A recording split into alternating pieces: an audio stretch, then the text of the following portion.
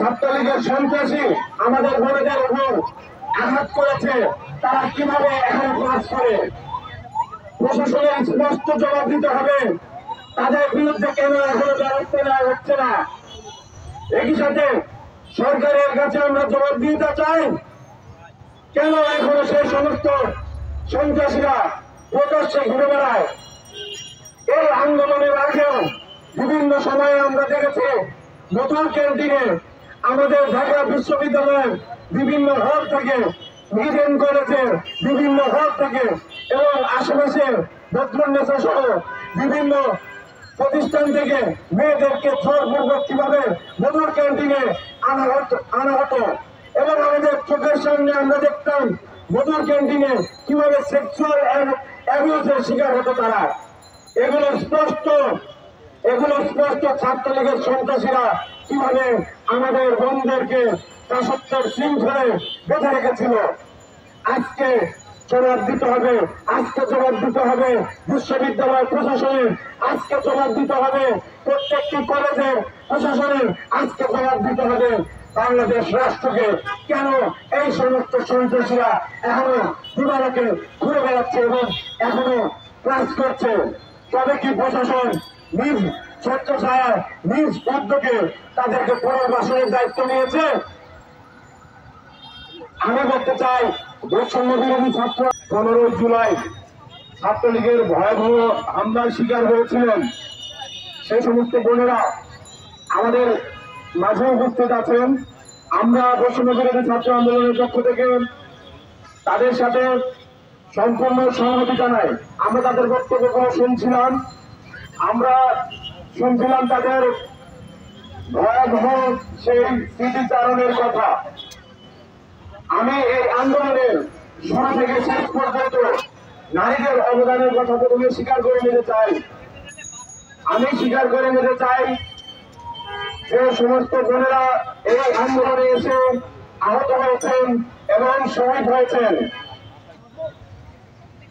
এই আন্দোলনের যে টার্নিং পয়েন্ট বলা হয় সেই 15 জুলাই, ভয়াবহ 15 জুলাই, এই ভয়াবহ 15 জুলাইয়ের প্রেক্ষিতে কিন্তু আমাদের এই আন্দোলন গণ-অভ্যুত্থানের রূপ নেয় এবং তার মূল কারণ ছিল ছাত্রলীগের গুন্ডারা সেভাবে আমাদের বোনদের গায়ে হাত তুলেছিল। এই আন্দোলনের শুরু থেকে ঝড় কিংবা বৃষ্টিমুখর দিনে কিংবা রৌদ্র প্রখরতায় যারা আন্দোলনের ফ্রন্ট লাইনার ছিল তারা কিন্তু নারী শিক্ষার্থীরা ছিল। আমরা যখন দেখতাম যে অনেক বেশি বৃষ্টি নামছে কিংবা তখন কিন্তু মেয়েরা ঠায় দাঁড়িয়ে থাকতো এবং এই আন্দোলনের নেতৃত্ব ভার তারা নিজ কাঁধে তুলে নিত। আমরা বৈষম্য বিরোধী ছাত্র আন্দোলনের পক্ষ থেকে প্রশাসনের কাছে জানতে চাই, কিভাবে এখনো সে 15 জুলাই তারিখে যে সমস্ত আন্দোলন এই নারী শিক্ষার্থীদের আজকের যে দাবি দেওয়া তার প্রতি পূর্ণ সহমতি জানায়। আমি আমার একটি অভিজ্ঞতার কথা শেয়ার করতে চাই। যখন জয়পুরহাট জেলা সফরে গিয়েছি তখন এক বোনের শহীদ হওয়ার নির্মম কাহিনী শুনতে পেয়েছি তার পরিবারের আহাজারে।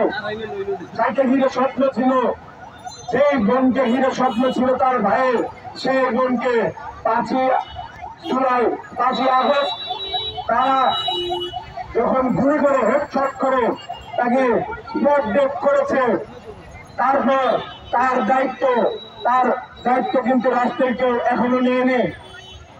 আমি বলতে চাই, নারীদের উপরে যাবতীয় যত নির্যাতন ছাত্রলীগ করেছে, পুলিশ লীগ করেছে বিগত ফ্যাসিস্টের সময়ে, তাদের প্রত্যেককে বিচার হতে হবে। বিশ্ববিদ্যালয় প্রশাসনকে জানাতে চাই, এই সমস্ত হামলাকারী, এই সমস্ত কুলাঙ্গার যারা বিগত 15 বছর 16 বছর ধরে আমাদের নারী শিক্ষার্থীদের দাসত্বের শৃঙ্খলে আবদ্ধ করে রেখেছিল, তাদের প্রত্যেকের যথাযথ বিচার হতে হবে, তাদের সার্টিফিকেট বাতিল করতে হবে এবং তাদের দ্রুততম সময়ের মধ্যে আইনের আওতায় আনতে হবে। অন্যথায় কিন্তু আমরা এই আন্দোলন আর বড় আকারে করে যাব। আমরা যারা বৈষম্য বিরোধী ছাত্র আন্দোলনে আছি, আবারও নারী শিক্ষার্থীদের সকল দাবির সাথে সংহতি জানিয়ে